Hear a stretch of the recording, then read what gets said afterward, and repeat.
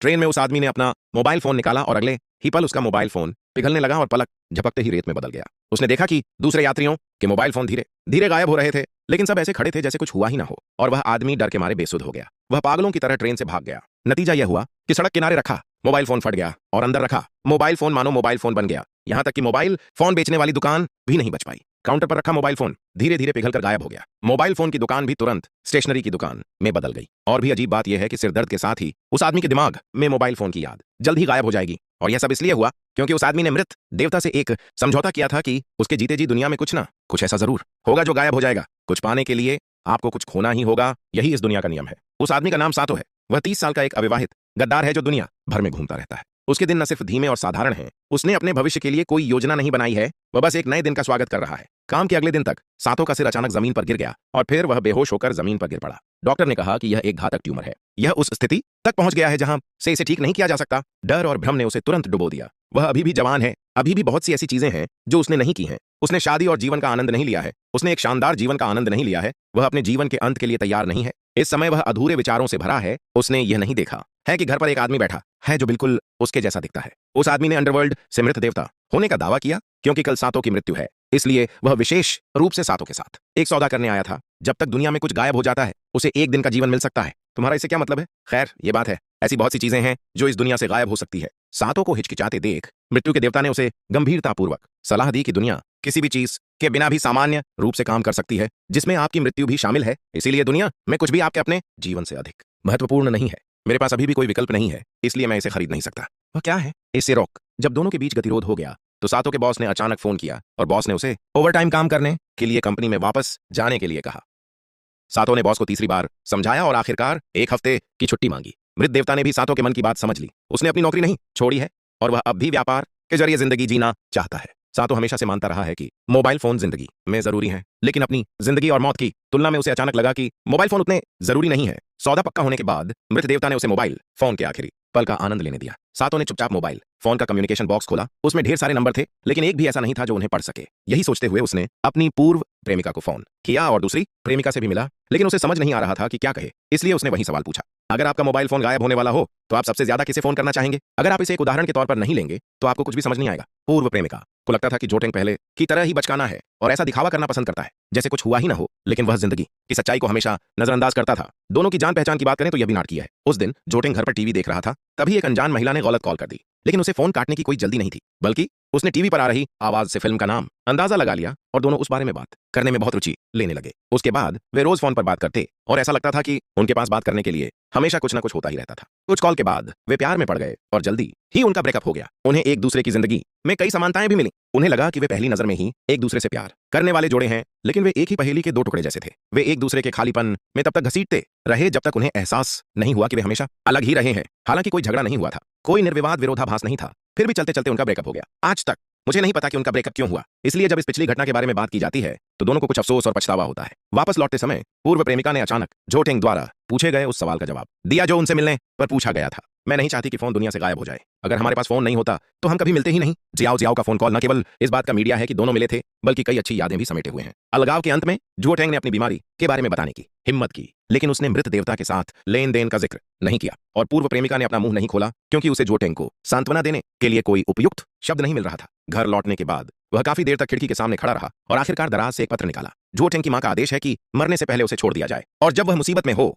तो उसे अपना दिल सौंप दिया जाए। यह भी कम उचित नहीं है। दूसरी ओर जोटेंग ने ट्राम में मृत देवता को फिर से देखा। तुमने अपने फोन से अपनी जिंदगी बदल दी, अब फोन को गायब करने का समय आ गया है। तो पहला दृश्य घटित हुआ। जोटेंग का फोन न सिर्फ पिघलकर गायब हो गया, बल्कि दूसरे यात्रियों का फोन भी नहीं उठ पाया। सड़क किनारे फोन बूथ, गली की फोन की दुकान, फोन से जुड़ी हर चीज पल भर में बदल गई, यहां तक कि फोन से जुड़ी यादें भी धुंधली पड़ने लगीं। जोटेंग को अचानक समस्या की गंभीरता का एहसास हुआ और फिर वह उस जगह पहुंचा जहां उसकी पूर्व प्रेमिका रात की पाली में काम करती थी। जैसी कि उम्मीद थी, सामने वाला उसे नहीं जानता था। अगर आप कुछ पाना चाहते हैं तो आपको कुछ और खोना भी पड़ता है। मृत देवता के शब्द उसके कानों में गूंजते रहे, लेकिन उसने कभी इसके बारे में सोचा ही नहीं। फोन के गायब होते ही उसने अपने जीवन के सबसे महत्वपूर्ण लोगों में से एक को भी खो दिया। वह खूबसूरत याद भी उसके साथ गायब हो जाएगी, लेकिन उसके पास इसके बारे में बात करने के अलावा कोई चारा नहीं है। इसके बाद मृत देवता ने अगली चीज की घोषणा की जो गायब होने वाली थी। चलो इस दुनिया से फिल्म मिटा देते हैं। लगता है फिल्म के गायब होने से उसकी जिंदगी पर कोई असर नहीं पड़ता, लेकिन सातो अपने मोबाइल फोन के गायब होने का एहसास अपने साथ ले जाता है। उसे तुरंत अपने सबसे अच्छे दोस्त दाई की याद आ गई। दोनों कभी एक ही विश्वविद्यालय में पढ़ते थे। दाई एक संगीतकार है जिसके अनगिनत निजी राज हैं।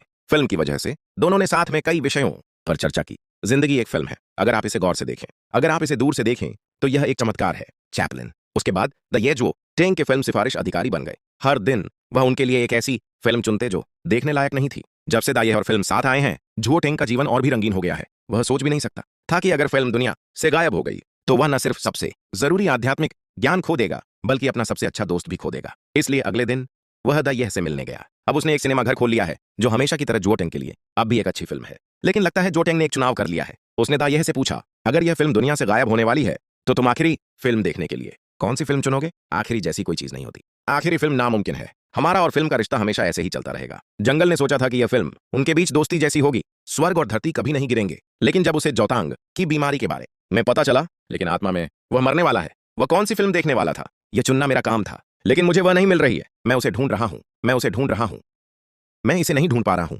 इस समय द ये जुओ तांग से भी ज्यादा हताश था। जुओ तांग जिसने अपने दोस्तों को खो दिया था और जिंदा था, ऐसा कैसे महसूस कर सकता था? बेशक वह अभी भी मृत देवता से मोलभाव कर रहा था, चिप्स और दूसरी चीजों के बदले में सौदा करने की कोशिश कर रहा था। लेकिन तब तक बहुत देर हो चुकी थी। वह बस अपने पीछे सिनेमा घर में खड़ा था और एक समतल जमीन में बदल गया। वह जल्दी से सिनेमा घर की ओर दौड़ा और शेल्फ पर सामान देखने लगा और उन्हें इधर उधर बिखेर दिया। वे मोबाइल फोन की तरह पिघलकर गायब होने लगे। सिनेमा घर भी पलक झपकते ही किताबों की दुकान में बदल गया और सिनेमा घर उन दो लोगों के बीच दोस्ती और दोस्ती का गवाह बन गया जो एक दूसरे को जानते थे। साथ ही इस गुमशुदगी ने उनके रिश्ते को भी तोड़ दिया। इस समय जुओ तांग दा ये की नजरों में था। वह बस एक अनजान अजनबी था। हालांकि जुओ तांग ने उसकी जिंदगी एक और दिन के लिए बढ़ा दी थी, लेकिन वह खुश कैसे न हो। अपने मोबाइल फोन और फिल्म के गायब होने से उसने अपना प्यार और दोस्ती खो दी और मृत देवता ने गायब होने का अगला रास्ता चुना। वह था कई सालों तक उसके साथ रहना। वह जुओ तांग के साथ रहना चाहता था, लेकिन वह घर जाने के लिए बहुत व्यस्त था। वह इतना व्यस्त था कि जुओ तांग नाम की एक बिल्ली हमेशा उसका साथ देती थी। दरअसल जुओ तांग ही हमेशा जुओ तांग के साथ रहने वाला अकेला व्यक्ति था। जुओ तांग का एक दोस्त था जिसका नाम जुओ तांग था, जो बहुत अच्छा दोस्त था। वह जुओ तांग का अच्छा दोस्त था और वह उसका सबसे अच्छा दोस्त था। जुओ तांग उसके साथ 20 साल से ज्यादा समय से है, लेकिन वह लंबे समय से जुओ तांग का दोस्त रहा है। फिल्म की शुरुआत से जुओ तांग 20 साल से ज्यादा समय से उसके साथ है, लेकिन वह जुओ तांग के साथ नहीं रहा। लंबे समय के बाद वह बिल्ली स्टार के पास लौट आई। घोंसला खोने के बाद उसकी मां दिन भर उदास रहती थी और उसकी बीमारी बढ़ती जा रही थी। इसलिए जुओ तांग ने एक बिल्ली का बच्चा गोद लिया जो बिल्कुल घोंसले जैसा था और अब उसके साथ है। यह उसकी मां द्वारा छोड़ा गया एक भरोसा है और यह उसके अंतिम विचार पर भी छोड़ दिया गया है। माबेत्सु कोनोको ओनेगाई ने मोबाइल फोन और फिल्म के गायब होने से जुओ टैंग का प्यार और दोस्ती छिन गई और गायब होने के बाद उसकी ओर उसकी मां की विशेष भावनात्मक बेल्ट वाली बिल्ली उसकी कई खूबसूरत यादें छीन लेंगी। जब जुओ टैंग दुविधा में पड़ा, तभी घुंघराले बालों वाला तारा अचानक गायब हो गया। वह उसे ढूंढने के लिए घर से बाहर भागा और ठंडी बारिश में धीरे धीरे उसकी नींद खुली। अगर कोई व्यक्ति अपना प्यार, दोस्ती और परिवार खो देता है तो वह प्यार के पोषण और यादों के बिना अपना जीवन चलाने के लिए अपनी सारी यादें खो देगा। दुनिया में तैरते एक खाली खोल और गर्मी पर आधारित एक मृत खोल में कोई अंतर नहीं है।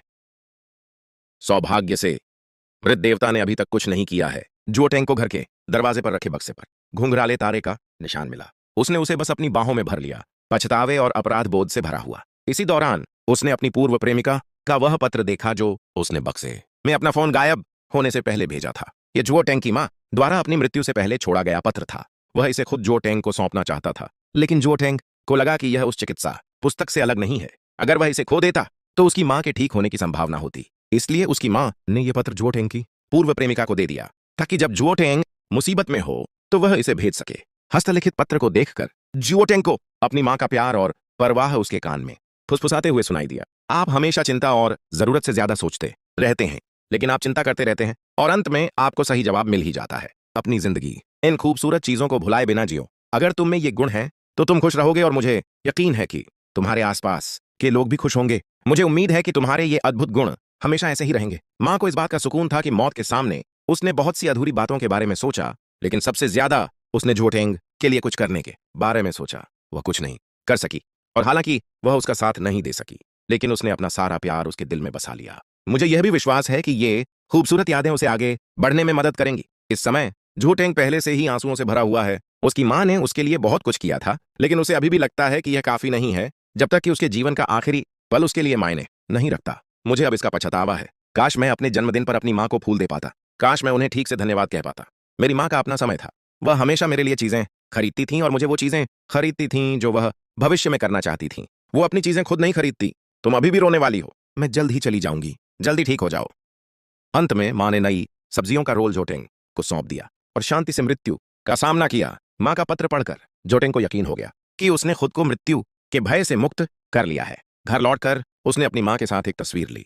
तस्वीर धुंधली थी, लेकिन उस दिन का दृश्य साफ दिखाई दे रहा था और उसने ऊपर देखा तो उसके पिता इस तस्वीर को लेने के लिए हाथ मिला रहे थे। इस समय मृत देवता फिर से प्रकट हुए, लेकिन इससे पहले कि वह अपना मुंह खोल पाते, जोटेंग ने लेन देन समाप्त करने की पहल की। उसने शुरू में सोचा था कि उसका जीवन शुरू होने से पहले ही खत्म हो गया है, इसलिए वह भय और असुरक्षा से भरा हुआ था। अब तक वह समझता है कि उसका जीवन लंबे समय से निरर्थक और मधुर प्रेम रहा है और उसकी एक गहरी दोस्ती है और वह इन अद्भुत यादों के साथ जा सकता है। यह कोई सौभाग्य की बात नहीं है, उसके अस्तित्व ने दुनिया को अलग बना दिया है। हालांकि वे परिवर्तन महत्वहीन हैं, वे इस बात का प्रमाण हैं कि वह जिया है। फिर जोटेंग ने मृत देवता की पहचान बताई। तुम मैं हो, है ना? मुझ में दूसरा मैं इस पूरे समय खुद से बातें करता रहा हूं। मैं अपनी मौत को स्वीकार नहीं कर पा रहा हूं। जोटेंग के शब्दों से हमें एक स्पष्ट उत्तर मिलता है। यह फिल्म कोई परिकथा नहीं है, यह बस एक परिकथा की कल्पना है। सब कुछ जोटेंग की अपनी कल्पना है। यह मौत का सामना करने का उसका संघर्ष है। लोग कैसे पूर्ण जीवन जीते हैं? मृत्यु के बाद वे कहां जाएंगे? क्या कोई और दुनिया होगी? इन सवालों का कोई निश्चित जवाब नहीं है। उसकी अज्ञानता ने उसके दिल में गहरी चिंता और भय पैदा कर दिया, जिससे लोगों के लिए मृत्यु को अपना अंतिम घर मानना मुश्किल हो गया। और जोटिंग ने मृत्यु के भय से अपनी टक्कर के बाद सब कुछ देख लिया। आखिरकार उसने हिम्मत जुटाई और अपनी पूर्व प्रेमिका को फोन किया। प्यार का स्वाद चखाने के लिए दूसरी प्रेमिका का शुक्रिया अदा करते हुए वह अपने सबसे अच्छे दोस्त से फिर मिलने गया। बोकू वाइगा का सुखीदे योकाटाई का हुआ बोकू निशियु वोकुरेता का। कहानी के अंत में सातो अपने पिता से मिलने गया, जिनसे वह लंबे समय से संपर्क में नहीं था।